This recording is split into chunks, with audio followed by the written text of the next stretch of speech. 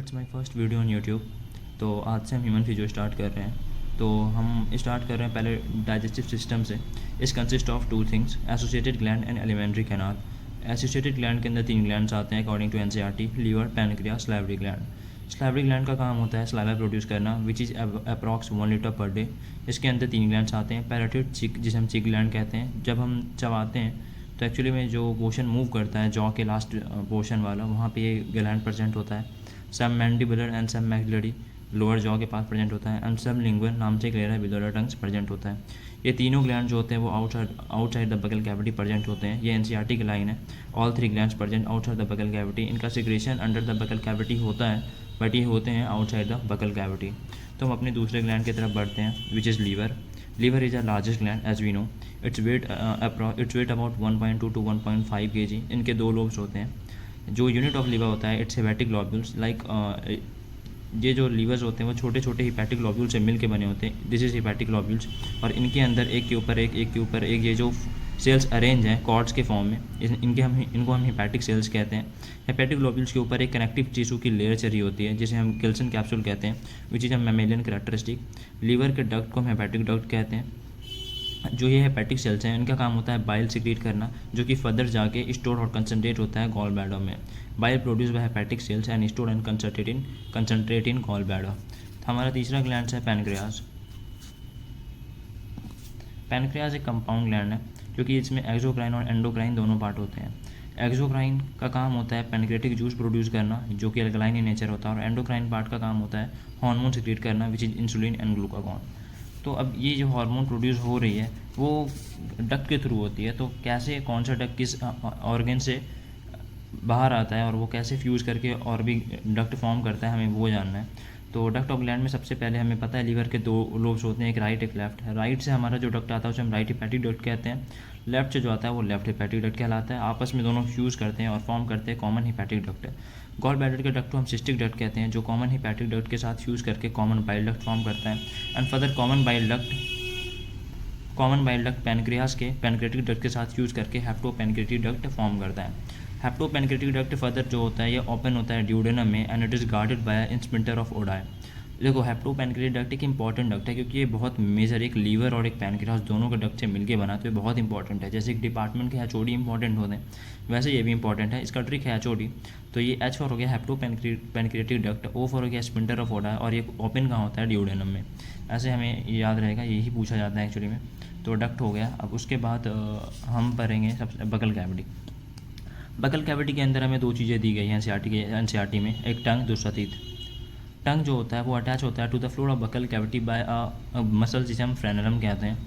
और जो upper surface होती है टंग के, उसमें कुछ टेस्ट बड प्रेजेंट होते हैं जिसे हम पैपली कहते हैं। बकल कैविटी में तितवी आती है। तो इनको हम क्लासीफाई करते हैं कुछ बेसिस पे। जैसे हम अरेंजमेंट की बेसिस पे इसे हम थीकोडॉन कहते हैं। इनका जो इस केस में जो टूथ होती है वो एम्बेडेड होती है in a socket of jaw bone. Diphyodont हम ह्यूमन टीथ को इसलिए कहते हैं क्योंकि ये 2 सेट में आती है। पहला सेट मिल्क टीथ, जिसे हम डेसिडियस टीथ भी कहते हैं, और मिल्क टीथ के जाने के बाद जो हमारा टीथ आता है उसे हम परमानेंट टीथ कहते हैं। हमारा टीथ बहुत सारे टाइप्स का होता है, 4 टाइप्स का होता है, इसलिए हम इसे हेट्रोडॉन कहते हैं। जो सामने होता है वो incisor, then canine, then premolar and then molar. तो इसे याद करने के लिए हमारे पास एक फॉर्मूला होता है जिसे डेल्टा फॉर्मूला कहते हैं, which is 2123 by 2123। It's incisor, canine, premolar, molar. तो हमारा बकल कैविटी भी डन हो गया। अब हम बकल कैविटी से अगर नीचे आए तो हमारा पोर्शन जो आएगा वो आता है फायरिंग्स। फायरिंग जो होता है वो कॉमन पैसेज होता है for oesophagus, food pipe and trachea, wind pipe. तो विंड पाइप को विंड पाइप को प्रोटेक्ट करने के लिए एक एपिग्लॉटिस नाम का एक कार्टिलेजिनस फ्लैप होता है जो प्रिवेंट करता है opening of wind pipe from entry of food, जिसे हम ग्लॉटिस कहते हैं। जब हम कुछ निगलते हैं तो उस वक्त हम सांस नहीं ले पाते हैं, क्योंकि यही जो एपिग्लॉटिस होता है वो विंड पाइप को क्लोज कर लेता है ताकि उसमें खाना ना जाए। ये कार्टिलेजिनस फ्लैप होता है, और विंड पाइप को अपनी को हम ग्लॉटिस कहते हैं। तो एपिग्लॉटिस किसे प्रोटेक्ट करता है, ग्लॉटिस को, ताकि उसमें फूड एंटर ना हो, ये पूछा जाता है। अब हमारा अगर हम फायरिंग से नीचे आते हैं तो हमारा इसोफेगस के थ्रू स्टोमक आएगा। तो स्टोमक जैसा बैग होता है, और इसोफेगस और स्टोमक के बीच में एक स्पिंटर प्रेजेंट होता है जिसे हम गैस्ट्रो इसोफेजियल स्पिंटर कहते हैं। नाम से ही क्लियर है, गैस्ट्रो कुछ गैस्ट्रिक नाम से मिलता है, और हमें पता है स्टोमक में गैस्ट्रिक जूस प्रोड्यूस होता है। तो गैस्ट्रो इसोफेगस के बीच में प्रेजेंट है, तो गैस्ट्रो इसोफेजियल स्पिंटर। स्टोमक को हम 4 पार्ट में डिवाइड करते हैं, कार्डियक, फंडिक, बॉडी, पायरोलिक। तो तो कार्डिक जो होता है वो इसोफेगस, कार्डिक जो पोर्शन होता है वहाँ पे इसोफेगस ओपन होता है, ये यहाँ पे ये कार्डिक है और ये फर्स्ट पार्ट होता है स्टोमक का। हमें लगता है कि फंडस फर्स्ट पार्ट है बट नहीं, कार्डिक फर्स्ट पार्ट होता है। फंडिक बॉडी पायरलिक जो होता है ये ओपन होता है, पहले पार्ट है, first part of intestine. Position की बात करें तो ये upper left portion of abdominal cavity में प्रेजेंट होता है। हमें कंफ्यूज करने के लिए क्वेश्चन में जनरली लोअर लेफ्ट पोर्शन दिया होता है, लेकिन ये upper left portion of abdominal cavity में प्रेजेंट होता है। अब स्टोमक से अगर हम नीचे आएँ तो हमारा आएगा स्मॉल इंटेस्टाइन, लाइक हमारे पास ये, तो हमने पहले सबसे पहले बकल कैविटी पढ़ लिया, फिर हम इसोफेगस से नीचे आए स्टोमक पढ़ लिया, लीवर के बारे में हमने जान लिया। अब यहाँ पे हम आते हैं स्मॉल इंटेस्टाइन में, पैनक्रियास के बारे में हमने पढ़ लिया। आई एम सॉरी इतनी आवाज़ आ रही। अब हम नीचे आ रहे हैं यहाँ पे स्मॉल इंटेस्टाइन में। तो स्मॉल इंटेस्टाइन की अगर हम बात करें तो सबसे पहला पोर्शन जो होता है वो ड्यूडेनम, सी से jejunum long middle portion and ileum highly coiled, pyloric sphincter between stomach and small intestine. ये स्पिंटर स्टोमक और स्मॉल इंटेस्टाइन के बीच में प्रेजेंट होता है। पी से पायरलिक, पी से पेट याद रख लेना, तो हमें याद रहेगा कि हाँ स्टोमक और स्मॉल इंटेस्टाइन के बीच में प्रेजेंट होता है। अब स्मॉल इंटेस्टाइन के बाद आएगी लार्ज इंटेस्टाइन। इसे हम अगर हम इसे यहाँ पे रख के समझे तो ज़्यादा अच्छा होगा।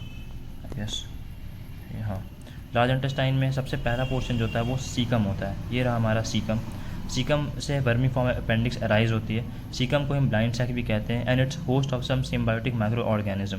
ये बहुत इंपॉर्टेंट है, दो चीज़ें जो है बहुत इंपॉर्टेंट है सीकम के बारे में। पहला तो ये ब्लाइंड सैक है और दूसरा it's host some symbiotic micro organism. तो हमें पूछा जाता है कि माइक्रोबियल एक्टिविटी लार्ज इंटेस्टाइन के किस पोर्शन में होती है, तो इट्स सीकम।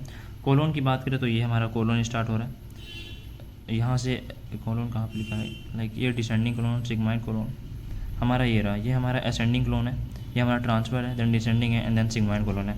तो कोलोन को हम 4 पार्ट में डिस्टिंग्विश करते हैं, ascending, transfer, descending, sigmoid. Rectum वो जगह है जहाँ पे फीसेस मटेरियल स्टोर होती है और जनरली जो लार्ज इंटेस्टाइन है वहाँ पे डाइजेशन एंड एब्जॉर्प्शन बहुत कम होता है। कुछ वाटर का, मिनरल्स का और कुछ ड्रग्स का ही एब्जॉर्प्शन हो पाता है। जो मेन एब्जॉर्प्शन और डाइजेशन के लिए जो मेन जगह है वो स्मॉल इंटेस्टाइन है। तो हमारा लार्ज इंटेस्टाइन भी हो गया।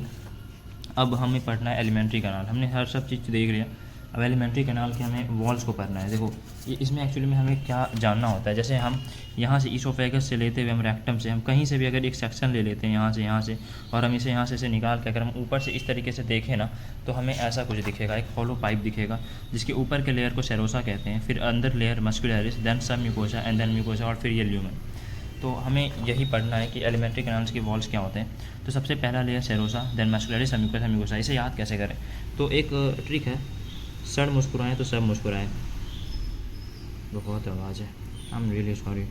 तो एक ट्रिक है कि सर मुस्कुराएं तो सब मुस्कुराएं, ऐसा क्लास में होता है।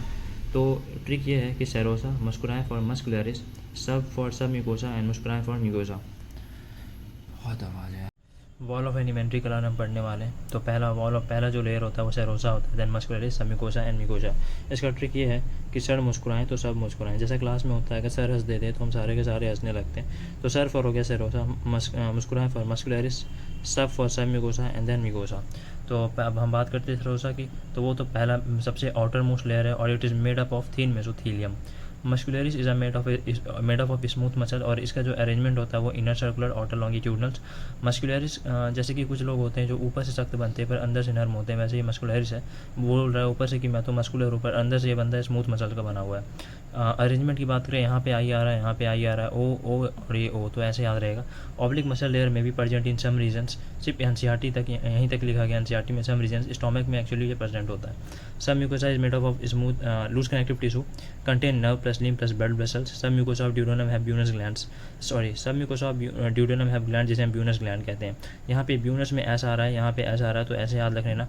क्रिप्टा प्लेवरकोहेन और ब्यूनस ग्लैंड्स में कन्फ्यूजन हो रही होती है, तो यहाँ से तो क्लियर है कि सब म्यूकोसा ऑफ स्मॉल इंटेस्टाइन में प्रेजेंट होता है।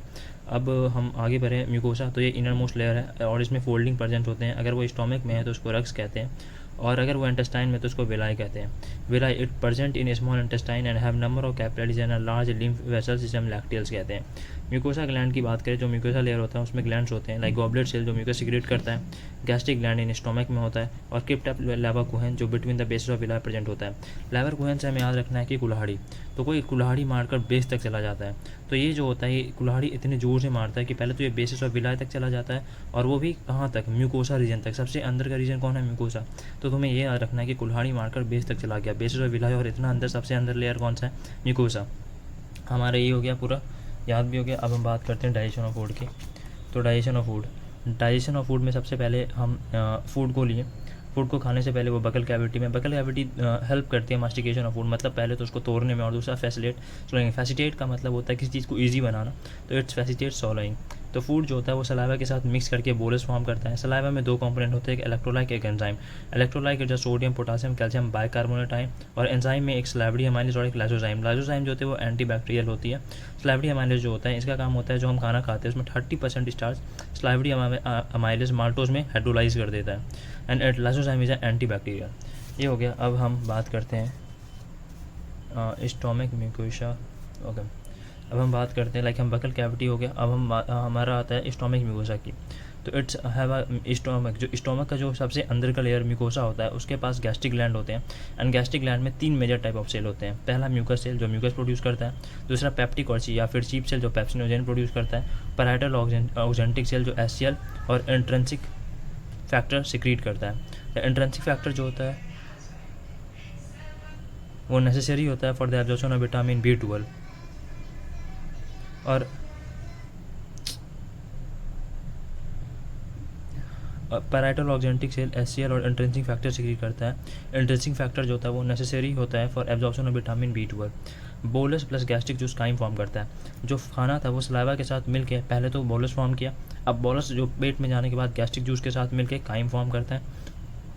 As you know gastric juice में होता है पेप्सिनोजेन, जो ये पैराइटल और पेप्टिक और या तो चीप सेल प्रोड्यूस कराता है पेप्सिनोजेन, और ये एचसीएल के प्रेजेंस में जिसका pH 1.8 होता है जो ऑक्जेंटिक सेल ने प्रोड्यूस करा था उसके प्रेजेंस में ये एक्टिवेट होता है और पेप्सिन में कन्वर्ट होता है। फिर जो प्रोटीन होता है जो हमने खाया है खाना में प्रोटीन होता है वो पेप्सिन प्रोटीन पे वर्क करता है और उसे तोड़ता है प्रोटियोजेस और पेप्टोन्स में।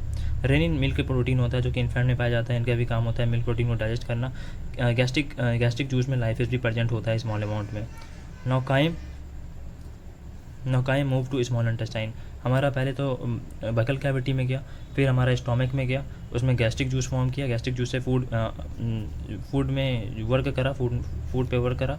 अब ये जो काइम है वो स्मॉल इंटेस्टाइन में जाएगा। तो स्मॉल इंटेस्टाइन में सबसे पहले हम पढ़ते हैं, तो स्मॉल इंटेस्टाइन में जब वो जाता है तो वहाँ पे क्या होता है, तो स्मॉल इंटेस्टाइन में जब खाना जाता है तो बाइल और पैनक्रेटिक जूस भी साथ में स्मॉल इंटेस्टाइन में पहुँचता है। तो पैनक्रेटिक जूस की बात करें तो उसमें पैनक्रेटिक जूस में क्या क्या कंपोनेंट होते हैं ये सबसे इंपॉर्टेंट है, यही पूछा जाता है एक्चुअली एग्जाम में। तो इसका एक ट्रिक है कि लाइक जो प्रो लोग होते हैं ना वो बहुत ट्राई करते हैं, बहुत रोना भी उनका होता है, लेकिन वो दिखाते हैं कि हम तो नूब है, दुनिया को ये दिखाते हैं। तो यही है, पी से पैनक्रियाटिक एंड पी से प्रो याद रखना। तो प्रो लोग का क्या है, प्रो ट्राई कराई लाई I am noob. Pro for हो गया procarboxypeptidase, try for trypsinogen, try for chymotrypsinogen, लाई for lipase amylase and then nucleases. तो अब ये कैसे वर्क करता है, तो सबसे पहले ट्रिप्सिनोजेन एंट्रोकाइनेज के प्रेजेंस में ट्रिप्सिन में कन्वर्ट होता है।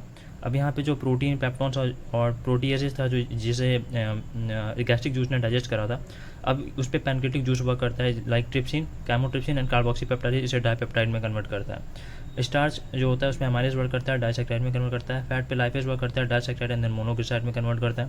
न्यूक्लियोसाइड पे न्यूक्लियसेज, आरएनएस एंड डीएनएस काम करके न्यूक्लियोटाइड और न्यूक्लियोसाइड में तोड़ देता है। देखो ये मेरा मतलब ऑब्जर्वेशन है, ये एनसीईआरटी में नहीं है कहीं भी, कि पहले पैनक्रेटिक जूस वर्क करता है फूड पे और सब चीज़ को डाइमर में तोड़ता है, और फिर अब डाइमर को तोड़ने के लिए इंटेस्टाइनल जूस पे वर्क करता है, मोनोमर में कन्वर्ट करता है और फूड एब्जॉर्ब होता है हमारे बॉडी के थ्रू। तो अब हम बात करते हैं इंटेस्टाइनल जूस की। तो इंटेस्टाइनल जूस को सबसे पहले हम इंटेस्टाइनल जूस की बात करें तो इंटेस्टाइनल जूस को हम सकस इंटेरिकस कहते हैं। यहाँ पे इन आ रहा है, यहाँ पे इन आ रहा है, तो याद रहेगा pH 7.8। तो इंटेस्टाइनल जूस में कुछ कंपोनेंट होते हैं, लाइक माल्टेज होता है, डाइपेप्टाइडेज होता है, लाइफेज हो गया, एंड न्यूक्लियोसाइडेज एंड न्यूक्लियोटाइडेज होता है। तो डाइपेप्टाइडेज जो होता है वो डाइपेप्टाइड को अमीनो एसिड में तोड़ता है, लाइफेज डाइसेक्टाइड मोनोग्लिसराइड को फैटी एसिड प्लस ग्लिसरॉल में तोड़ता है। देखो पहले इसने फैट को डाइग्लिसराइड और मोनोग्लिसराइड में तोड़ा, अब यहाँ पे लाइफेज डाई एंड मोनोग्लिसराइड को फैटी एसिड प्लस ग्लिसरॉल में तोड़ा। यहाँ पे डाइपेप्टाइड, एक मिनट, हाँ चला गया, हाँ, यहाँ पे प्रोटीन पेप्टोन्स और प्रोटीएजेस को डाईपेप्टाइड में तोड़ा था, ट्रिप्सिन, काइमोट्रिप्सिन, कार्बोक्सी पेप्टाइड्स में। यहाँ पे पेप्टाइड्स ने डाईपेप्टाइड को अमीनो एसिड में तोड़ा। अब यहाँ पे जो माल्टोस होता है वो माल्टोस के प्रेजेंस में ग्लूकोज में टूटता है, सुक्रोज ग्लूकोज फ्रुक्टोज में, और लैक्टोज ग्लूकोज गैलेक्टोज में। यहाँ पे सुक्रेज होगा और यहाँ पे लैक्टेज। न्यूक्लियोटाइड्स जो जहाँ पे ये न्यूक्लियोटाइड बनाता है, न्यूक्लियोटाइड या न्यूक्लियोसाइड, अब इस पे वर्क करेगा न्यूक्लियोटाइड्स और न्यूक्लियोसाइड में कन्वर्ट करेगा, और न्यूक्लियोसाइड पे वर्क करेगा न्यूक्लियोसाइड्स और शुगर प्लस बेस में तोड़ेगा। ये बॉडी में हमारे एब्जॉर्ब होता है। एक बहुत इंपॉर्टेंट है जो बायोमोलिकुलर केमिस्ट्री जो है उसमें ये इसे पूछा जाता है कि मोनोमर्स कौन कौन फॉर्म करेंगे। तो इसका एक ट्रिक है, देखो सबसे पहले हमें बस एक ट्रिक है, ये है कि हमें ये याद रखना पड़ेगा MASL, हमें ये याद रखना पड़ेगा। ए का यहाँ पे कोई मतलब नहीं है। तो सबसे पहले हम यहाँ से M से हो जाता है माल्टोस, फिर आता है सुक्रोज, देन लैक्टोज, ठीक है। अब हमें याद ये रखना है कि इसमें तो ग्लूकोज होगा, इसमें भी ग्लूकोज होगा मोनोमर में, और इसमें भी ग्लूकोज होगा मोनोमर में, ये सारों मोनोमर में ग्लूकोज होगा। अब बस इतना ध्यान में रखना है कि हमें नाम के अकॉर्डिंग याद रखना है। पहले सबसे नॉर्मल नाम क्या है, ग्लूकोज, फिर यहाँ पे फ्रुक्टोज एंड देन यहाँ पे गैलेक्टोज, बस इतना याद रखना है। ग्लूकोज सारे में होगा, ग्लूकोज फ्रुक्टोज गैलेक्टोज, बस ये सीक्वेंस याद रखना है, और ये MSL याद रखना है, मैसल, काम हो जाएगा, हमारा पूरा मोनोमर याद हमें हो जाएगा। अब हम चलते हैं आगे। लार्ज इंटेस्टाइन की एक बात रह गई थी, जो अनएब्जॉर्ब सब्सटेंस होता है जिसे हम फीसेस कहते हैं, वो एंटर करता है सीकम में, वही सीकम जहाँ पे मैक्रोबियल एक्टिविटी होता है, वो एंटर करता है सीकम में थ्रू लार्ज इंटेस्टाइन बाय एक बल्ब से, जिसे हम इलियोसिकल बल्ब कहते हैं। ये इलियोसिकल बल्ब पूछा जा सकता है, तो ये रह गया था। अब हम स्टार्ट करते हैं। देखो gastric juice, pancreatic juice, intestinal juice, सब ने वर्क करके पहले तो पूरे फूड को, एक कॉम्प्लेक्स जो हमारा फूड था उसको सिंपल मॉलिक्यूल्स में कन्वर्ट कर दिया। अब वो एब्जॉर्ब कैसे होता है, तो पहले तो माउथ की बात करें तो माउथ पे कुछ सर्टन ड्रग्स ही एब्जॉर्ब होते हैं। स्टोमक में मैंने कहा कि यहाँ पे कुछ सिग्निफिकेंट एब्जॉर्प्शन होता है नहीं, यहाँ पे कुछ वाटर, ग्लूकोज, अल्कोहल एब्जॉर्ब होते हैं। स्मॉल इंटेस्टाइन जो होता है वो मेन ऑर्गन होता है फॉर एब्जॉर्प्शन। यहाँ पे glucose, fatty acid, fructose, glycerol, मतलब ज़्यादा से ज़्यादा चीज़ें यहाँ पे एब्जॉर्ब होती है। फिर लार्ज इंटेस्टाइन, एज मैंने पहले ही कह दिया कि सब कुछ बात बोल दिया कि वाटर, मिनरल्स और कुछ ड्रग ही एब्जॉर्ब होते हैं। अब एब्जॉर्ब कैसे होता है, तो NCERT में बहुत ज़्यादा कॉम्प्लेक्स तरीके से लिखा है, मैंने उसे सिंपल तरीके से कन्वर्ट करा है। देखो यहाँ पे ग्लूकोज और अमीनो एसिड ये पैसिवली और एक्टिवली दोनों तरीके से एब्जॉर्ब होते हैं। पैसिवली सिंपल डिफ्यूजन और फैसिलिटेटेड डिफ्यूजन, ये ग्लूकोज और अमीनो एसिड ये कॉमन है, हर लाइन में ये ग्लूकोज अमीनो एसिड कॉमन आता है, ये दोनों तरीके से एब्जॉर्ब होते हैं। क्लोराइड आयन पैसिवली एब्जॉर्ब होता है, फ्रुक्टोज फैसिलिटेटेड डिफ्यूजन से एब्जॉर्ब होता है, और सोडियम एक्टिवली एब्जॉर्ब होता है। बस इतना ध्यान में रखना, बाकी काम हो जाएगा। अब बात करें फैटी एसिड कैसे एब्जॉर्ब होता है, तो फैटी एसिड जो होता है वो डायरेक्ट एब्जॉर्ब नहीं होता। पहले फैटी एसिड बाइल्स के आपसे मिसल्स में कन्वर्ट होता है। बाइल रह गया था, बाइल देखो बाइल जो होता है, bile juice contain bile pigment जिसमें बिलिरुबिन और बिलिरुबिन होते हैं। बाइल जूस में बाइल सॉल्ट्स होता है, कोलेस्ट्रॉल होता है और फॉस्फोलिपिड्स होता है। बाइल के दो मेन फंक्शन है, एक तो वो है इमल्सिफिकेशन ऑफ फैट करता है, फैट को मिसल्स में कन्वर्ट करता है थ्रू इमल्सिफिकेशन, और बाइल एक्टिवेट लाइफेज एज वेल। अब हम बात करें तो फैटी एसिड जैसे मैंने कहा कि वो डायरेक्टली एब्जॉर्ब नहीं होता, पहले वो मिसल्स में कन्वर्ट होगा, तो उसे प्रोटीन का कोट चढ़ता है, वो कायरोमैक्रोन जिसे कहते हैं, फिर वो लिम्फ पे ट्रांसपोर्ट होता है और लिम्फ उसे ब्लड में ट्रांसपोर्ट कर देता है। फैटी एसिड इस तरीके से एब्जॉर्ब होता है। अब हमारा काम है पेम, शायद अब हम पेम को करेंगे, नहीं अब हम करने वाले हैं डिसऑर्डर। तो डिसऑर्डर में हमें पढ़ना है सबसे पहले जॉन्डिस। डिसऑर्डर में हमें जॉन्डिस पढ़ना है, which affect liver, skin and eye, it's turn yellow due to deposition of bile pigment, bilirubin और बिलिरुबिन। इसी का डिपोजिशन होने के कारण जो हमारी स्किन और आई कलर होता है वो येलो हो जाता है जब हमें जॉन्डिस होता है। वॉमिट जो होता है वो एक वॉमिटिंग रिफ्लेक्स एक्शन होता है और ये कंट्रोल होता है वॉमिट सेंटर के थ्रू जो कि मेड्यूला है।